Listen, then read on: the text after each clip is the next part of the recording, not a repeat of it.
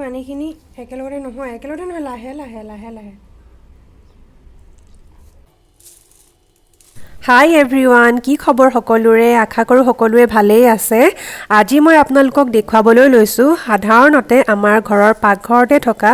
ধনিয়া গুটিৰ পৰা কিদৰে আমাৰ ঘৰত এখন গাৰ্ডেন নাথাকিলেও আমি সৰু ফুলৰ টাবতে ধনিয়া গ্ৰ' কৰি ল'ব পাৰোঁ আৰু কেইদিনমানৰ বাবে বজাৰৰ পৰা নিকিনাকৈ ঘৰৰ পৰাই খাই থাকিব পাৰোঁ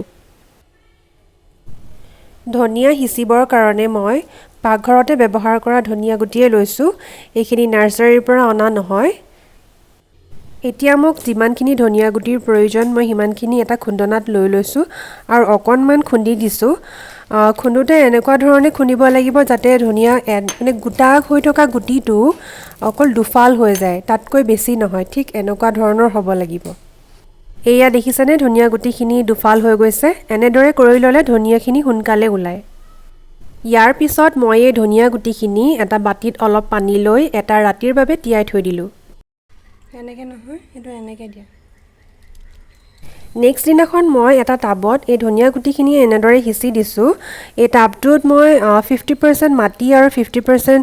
ভাৰ্মি কম্প'ষ্ট আগতীয়াকৈ মিক্স কৰি ৰেডি কৰি ৰাখিছিলোঁ আৰু এতিয়া তাতেই মই ধনিয়া গুটিখিনি সিঁচি দিছোঁ আৰু লগতে মোৰ ল'ৰা অভিও আছে তাক লগত লৈ এই কামখিনি কৰাৰ এটা উদ্দেশ্য আছে সেইটো মই আপোনালোকক জনাই আছোঁ সাধাৰণতে আমি যেতিয়া এনেধৰণৰ কিছুমান কাম কৰোঁ তেতিয়া যদি লগত আমাৰ ল'ৰা ছোৱালীকো লৈ লওঁ তেতিয়া সেই ল'ৰা ছোৱালীবিলাকে প্ৰেক্টিকেলি কামটো কৰোঁতে হাতেৰে কৰোঁতে চকুৰে চাওঁতে বহুত বস্তু সেই সময়তে বুজি উঠিবলৈ সক্ষম হয় এতিয়া চাওক আজি যিটো কাম অভিয়ে মোৰ লগত কৰিছে নিজৰ হাতেৰে গুটি সিঁচিছে এতিয়া ডেইলি পানী দিব আৰু এদিন সি দেখিব যে এনেদৰে পানী দিওঁতে এদিন গুটিৰ পৰা গজালি ওলাই গছ গজিছে সেই প্ৰচেছটো তাৰ গোটেই জীৱনৰ কাৰণে মনত ৰৈ যাব এতিয়া এনেকুৱাও কথা হ'ব পাৰে কি এইটোনো কি কথা এইটোতো এটা সময়ত স্কুলত কিতাপত পঢ়িবলৈ পাবই হয় ঠিকেই স্কুলত পঢ়িবলৈ পাবই কিন্তু আমি যদি এনেধৰণৰ কাম কিছুমান কৰোঁতে লগতে ল'ৰা ছোৱালীক লৈ লওঁ আৰু তেওঁলোকে যেতিয়া নিজৰ হাতেৰে কামটো কৰি চকুৰে দেখি এটা অভিজ্ঞতা পায় তেতিয়া সেইটো মই ভাবোঁ বেছি ভাল এতিয়া চাওক যিসকল ল'ৰা ছোৱালীয়ে গাঁৱতে থাকে বা টাউনত থাকিলেও যিসকলৰ ঘৰত গাৰ্ডেন আছে সেই ল'ৰা ছোৱালীবিলাকেতো স্কুলত পঢ়ালৈ ৰৈ নাথাকে তাহাঁতি ঘৰত ডাঙৰসকলে কৰোঁতেই এই কামবোৰ স্কুলত পঢ়াৰ আগতে দেখিয়ে এটা অভিজ্ঞতা লৈ লয় ঠিক তেনেধৰণেৰে আমাৰ যিসকলৰ ঘৰত গাৰ্ডেন নাথাকে আমি সৰু ফুলৰ টাব এটাতো আমাৰ ল'ৰা ছোৱালীক এই অভিজ্ঞতাবিলাক দিয়াব পাৰোঁ সেইটো মই ভাবোঁ কোনো বেয়া কথা নহয় আগতীয়াকৈ কিছুমান অভিজ্ঞতা ল'লেও ভালেই হয় বেছি ভালহে হয় যেতিয়া স্কুলত গৈ আগলৈ কিতাপত পঢ়িব তেতিয়া বুজিবলৈ আৰু বেছি সুবিধা হ'ব লগতে ইয়াৰ লগত ৰিলেটেড কিছুমান কথা যেনেকৈ গুটিৰ পৰা গছ এজোপা হ'বলৈ মাটি লাগে পানী লাগে সূৰ্যৰ পোহৰ লাগে এনেধৰণৰ কথা কিছুমান বুজি পাবলৈও তেওঁলোক সৰুতেই সক্ষম হৈ যায় আপোনালোকে প্ৰত্যেকেই নিজৰ ল'ৰা ছোৱালীৰ লগত যদি কৰি চায় তেতিয়া আপোনালোকে নিজেই এই কথাটো গম পাব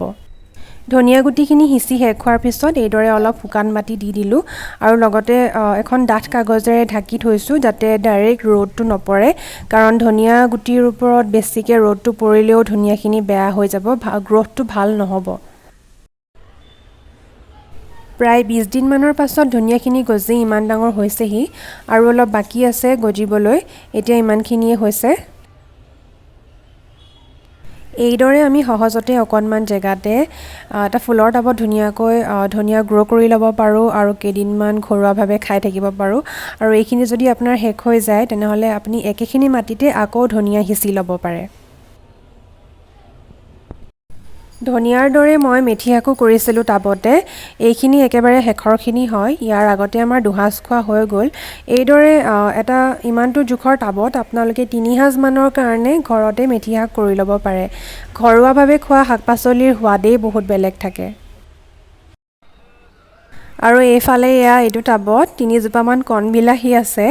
অকণমান ওচৰৰ পৰা দেখাইছোঁ আপোনালোকক ফুল ফুলিবলৈ আৰম্ভ কৰিছে যদিহে আগলৈ বিলাহী লাগে তেনেহ'লে পিছৰ এটা ভিডিঅ' কৰি দেখাম বাৰু এয়া কিহৰ গছ চিনি পাইছেনে এয়া হৈছে তিলৰ গছ মই খৰিকাজাই ফুলৰ টাবটোতে অকণমান তিল দি থৈছিলোঁ আৰু যিহেতু সদায় ফুলৰ টাবত পানী দিয়া হয়েই তো কেইদিনমানৰ পিছত এই তিলৰ গছ কেইজোপা ওলালে একেবাৰে কুমলীয়া হৈ আছে এই তিলৰ গছ কেইজোপা মই আৰু বাঢ়িবলৈ নিদিওঁ আজি এই কুমলীয়াতে মই ছিঙি ল'ম আৰু ইয়াৰ কুমলীয়া পাতকেইটাৰে মই মোৰ ল'ৰাৰ কাৰণে এটা ৰেচিপি বনাম আৰু মোৰ নেক্সট ভিডিঅ'টোত আপোনালোকক এই ৰেচিপিটো দি আছোঁ চ' ভিউৱাৰ্ছ যদিহে আপোনালোকৰ মোৰ আজিৰ এই ভিডিঅ'টো চাই ভাল লাগিলে তেনেহ'লে please like share and comment কৰি দিব আৰু আগলৈও মোৰ ভিডিঅ'বিলাক চাই থাকিব বুলি মই আশা ৰাখিলোঁ আপোনালোকক পুনৰবাৰ বহুত বহুত ধন্যবাদ